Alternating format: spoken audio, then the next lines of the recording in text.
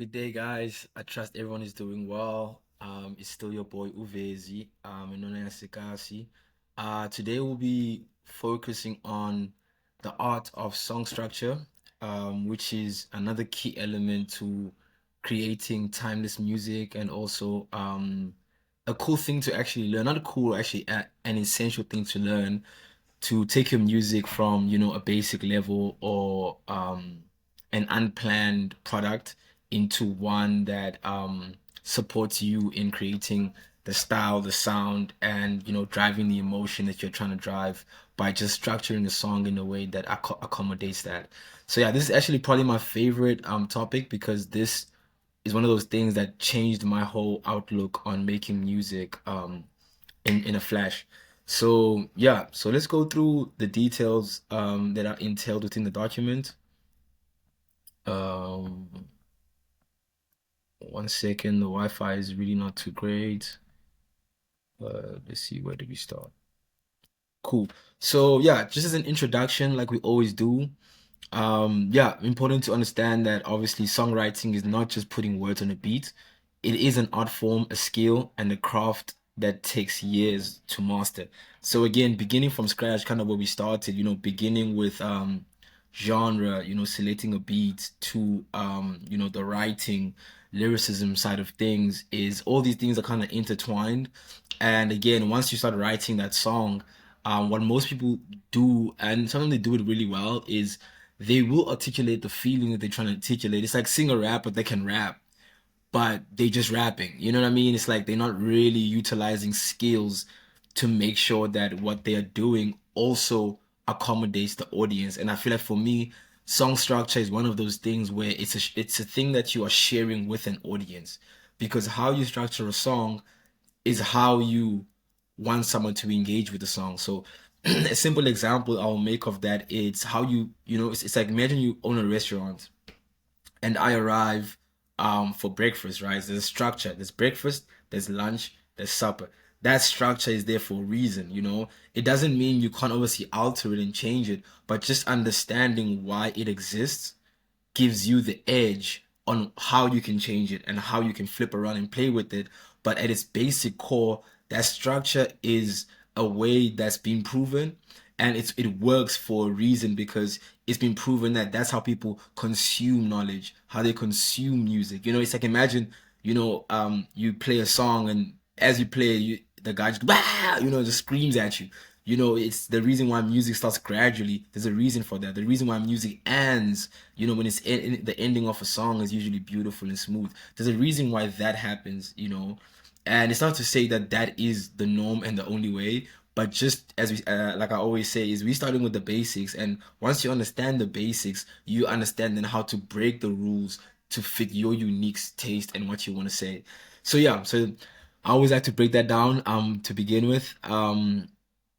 Yeah, so yeah, the that explains everything. So we get into the nitty-gritty of song structure. So yeah, so the benefits of song structure, to begin with what was mentioned over there, so creates engagement. So like I said, it's that if the song is structured in a way that I can digest it, it actually keeps me listening because that's what song structure actually is about. It gives the listener enough time to feel the impact, enough time to decompress, enough time to wake up again, and enough time to release. That's kind of what song structure really is about. And so yeah, so that definitely does create engagement for the listener, and also it improves memorability. So one of the things when you speak about song structure, people only always remember two things, and it's always maybe the intro they'll remember, but they don't mention it, but they know of it, but they'll always mention the hook and the verse, and they quite right important. And to amplify the idea of improved memorability is because the song is structured in a way that you can remember what's coming.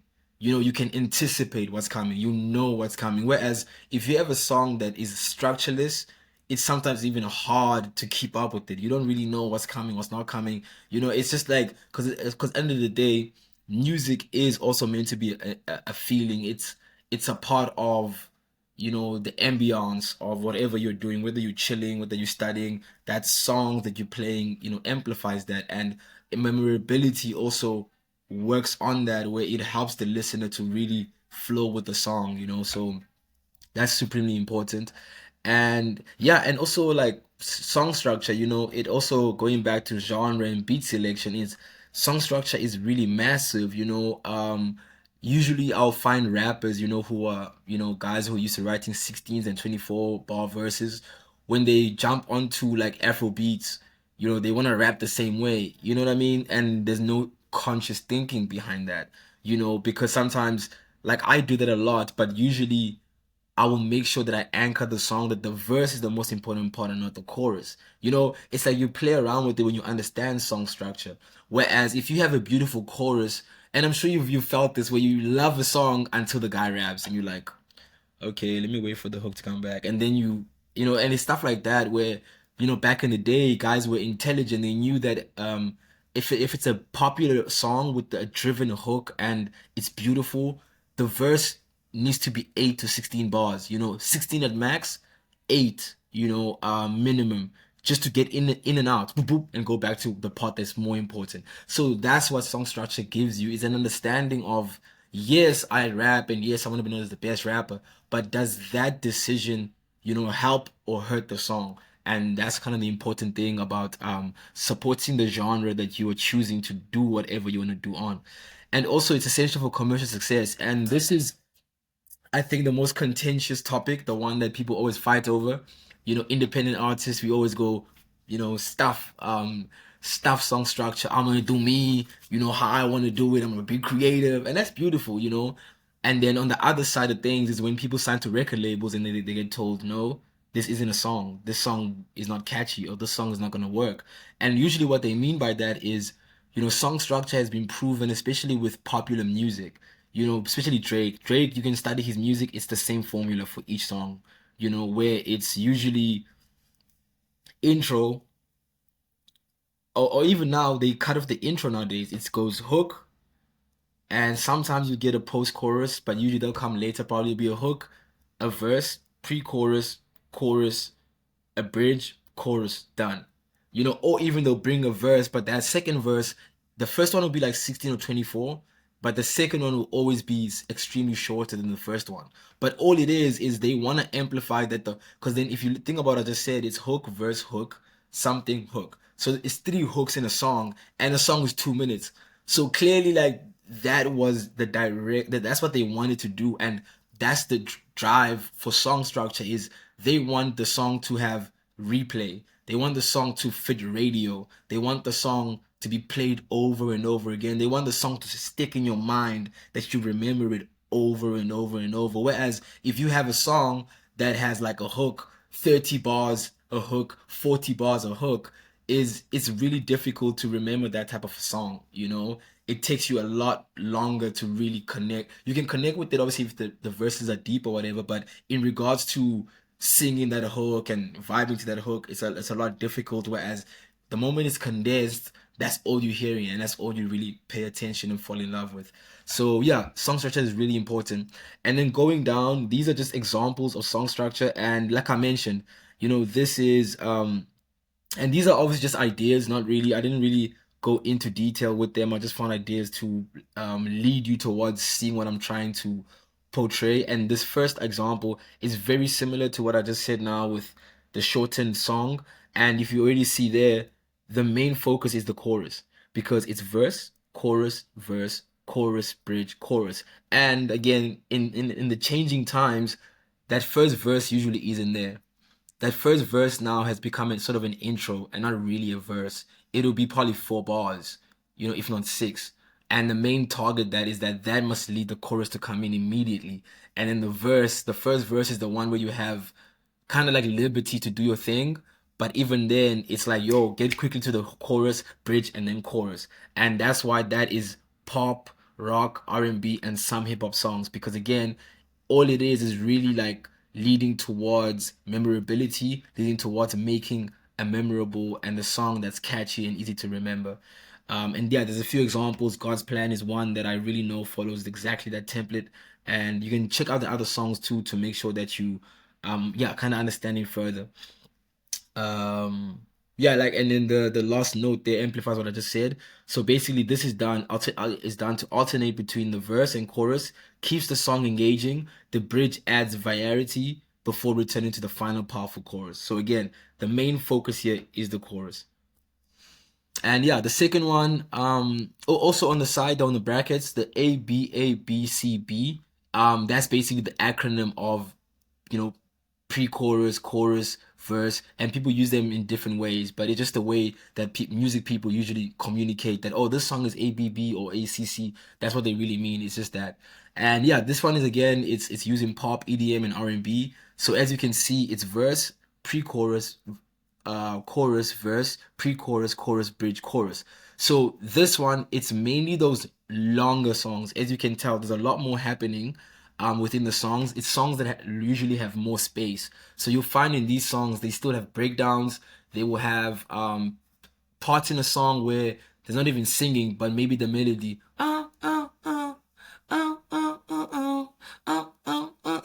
But again, they do that. That is like, it's like the second chorus. So they will have things, because, for example, because the pre-chorus is still a chorus, but it's not the same thing. It's a different thing, whether it's words or it's sounds. But yeah, this one is extending the mood and the moment and extending the opportunity for engagement. And you can check songs like, like the example of Bruno Mars' Grenade, where there are some sections that are repeated more than once, but on the chorus. And it's like, what's the job of that? It's the same thing, a different feeling, but also playing the role of a chorus, something you'll remember, and also, yeah, it's to build tension, as I said at the bottom. Yeah, so the pre-chorus builds tension, leading into an explosive chorus. Great for high energy songs where the chorus is the peak moment. So yeah, so the chorus is the ultimate slam dunk, but the pre-chorus is also like the lead up to that slam dunk. It also plays a role in nudging you, in bringing a different mood and a different energy within that song. So that's also a powerful one. And the next one is this most simplest song structure. And it's what I was saying to you guys, that, rappers usually use this one, where it'll be a 24 or 36 bar verse, chorus, another 40 bars, and then another chorus, where it's mainly the main focal point of that song is the verse. The verse carries the weight of that song. And again, like I said, indie. So indie means independent artist. A lot of indie artists do not follow song structure. They're more creatively driven and they do whatever they feel. And there's nothing wrong with that. It's just, again, identifying that there are different song structures used for different purposes. Um, yeah, and then yeah, so simple and easy to remember, works well for storytelling and emotional ballads. But then also importantly, because I just saw now that I put examples here that are also not the norm. Like, for example, Ed Sheeran with Perfect. The thing is with that song is that the verses aren't really that long, right? So this can also be done in pop, where they use this one to basically get through the song quickly and not even stretch the song. But the verses will be extremely shorter, whereas in hip hop the verses will be quite long. So I wanted to make that distinction importantly. And yeah, this one, it's a classic song structure, mainly used in like kind of jazz, where it's mainly a feeling one. It's mainly feeling orientated. And the benefits of this is the A section reinforces the main theme, while the B section bridge provides contrast. So this music is usually like songs where, you speak to your mom and they're like, yo, I miss music when it was all feeling. It's really all feeling. It's driven by feeling, driven by you know being expressive as much as possible, and that's that one. And this one is a looped based song structure, which is hook and is chorus based, and it's mainly used in hip hop a lot, and a lot of Afrobeat, piano, where um it won't be structured really, like it won't be like a hook verse hook. You find out it's hook, bridge, verse, verse, verse, hook, bridge, verse, hook. Like, it's like they play around with it, but even their verses are done in a way to accommodate the hook. Whether they're saying the word multiple times, or it's very flow. The flow is the same as the hook. So it's not really structured enough to quantify it, although you can still find structural elements in like a verse, a bridge, a chorus. You can definitely find it, but it's a lot like, it's like they have the structure and then they remix it. in a way that they feel like doing it. So yeah, so instead of a structured narrative, the song is built around a repetitive, catchy hook, common in club songs and TikTok and dance songs. So yeah, so that's basically the introduction to this. I mean, I can go deeper, so I tried really hard to make it very basic, just for you to understand the different connections within a song. And yeah, and for this one, I'd like for you to go and find your own songs that resemble these five elements that we spoke about. And yeah, that'll be your research assessment for this one. Thank you so much for taking the time to listen. I hope it's really fruitful. Yeah, on that note, peace and love. Thank you guys.